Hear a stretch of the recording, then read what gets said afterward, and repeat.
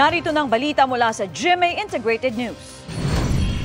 Naitala sa 3.9% ang unemployment rate sa bansa noong Marso. Ayon sa Philippine Statistics Authority, katumbas yan ng 2 milyon na nasa edad 15 pataas na walang trabaho.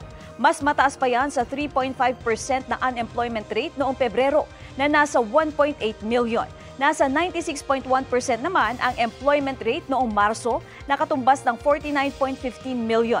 11% dyan ang underemployed o yung mga may trabaho pero naghahanap pa ng dagdag na oras ng trabaho o kita.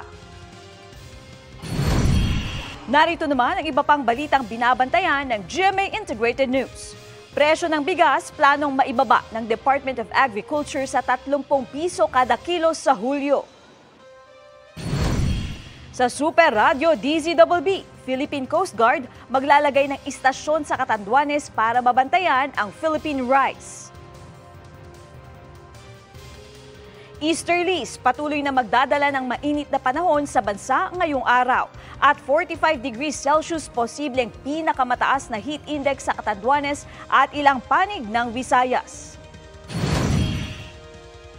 Para sa mas malaking misyon at mas malawak na paglilingkod sa bayan, ako po si Katrina Son ng GMA Integrated News, ang News Authority ng Pilipino.